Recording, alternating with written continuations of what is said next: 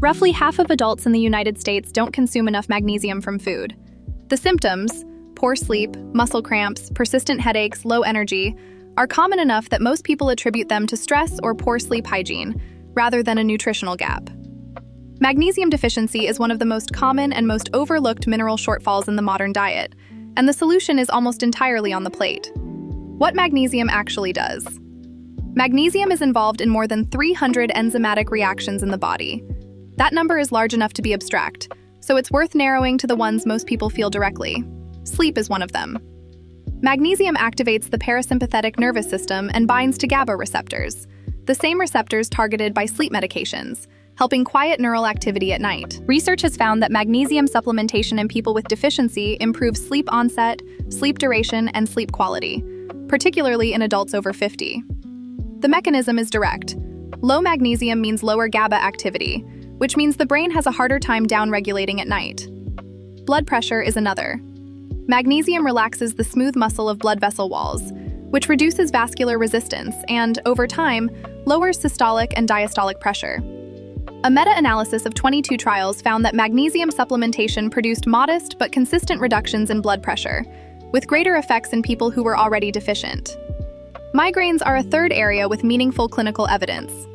Multiple studies have found that people who experience regular migraines have lower magnesium levels than those who don't, and that supplementation with magnesium citrate reduces both the frequency and intensity of attacks. It's included in several clinical guidelines as a preventive option, precisely because the evidence is strong enough to justify it. The recommended daily intake for women is 310 to 320 milligrams. Most adults in the US consume closer to 250. The top food sources. Pumpkin seeds are the most concentrated dietary source of magnesium available. 1 ounce, about a small handful, contains roughly 168 milligrams, more than half the daily recommended intake in a serving small enough to add to almost anything. Raw or roasted, they work in salads, grain bowls, on yogurt, or eaten directly. Cooked dark leafy greens come next. A cup of cooked spinach delivers around 157 milligrams. Swiss chard and cooked beet greens are similarly high. The cooking matters. Raw spinach contains magnesium, but a cup of raw leaves is mostly air. Cooked spinach concentrates the mineral content into a usable portion size. Legumes are a strong and practical source. A cup of cooked black beans contains roughly 120 milligrams. Edamame, lentils, and chickpeas all contribute meaningfully. Legumes also deliver fiber, plant protein, and the prebiotic content discussed in gut health research, which makes them one of the most nutritionally efficient foods available. Almonds and cashews deliver around 80 milligrams per ounce. A small daily handful, the amount most nut research uses as a reference serving, covers a significant portion of the gap most people carry. Cooked quinoa provides about 118 milligrams per cup, making it a more magnesium-dense grain than brown rice or oats, though both contribute meaningfully when eaten regularly. Avocado contains roughly 58 milligrams in a medium fruit.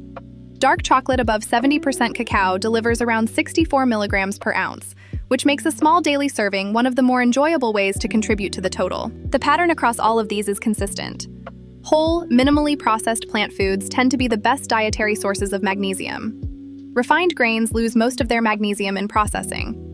A diet built around whole grains, legumes, nuts, seeds, and vegetables will cover most of the daily requirement without tracking individual milligrams. The absorption caveat. Eating magnesium-rich foods and absorbing magnesium from those foods are two different things.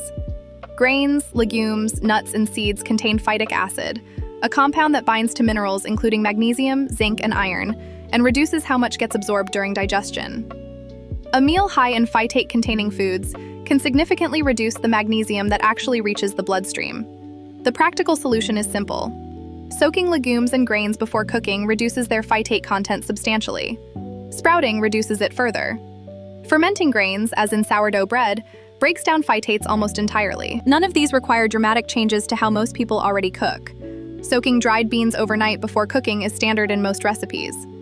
The magnesium absorption benefit is a secondary reason to keep doing it. Vitamin D also improves magnesium absorption. The two nutrients work together in multiple metabolic pathways, and deficiency in one tends to compound deficiency in the other. When to consider supplementation? Food sources are preferable because whole foods deliver magnesium alongside fiber, antioxidants, and other minerals that influence how it's used.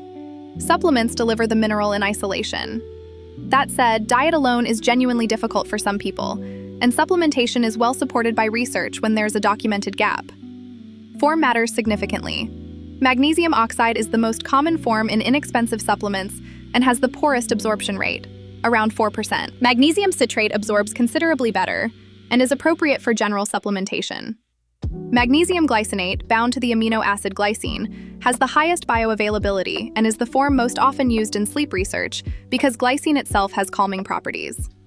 Starting doses in most studies range from 200 to 400 milligrams daily. Taking magnesium with food reduces the likelihood of the digestive side effects that higher doses can occasionally cause. Magnesium doesn't have the cultural presence of vitamin D or omega-3s, but the evidence for its role in sleep, muscle function, blood pressure, and neurological calm is substantial.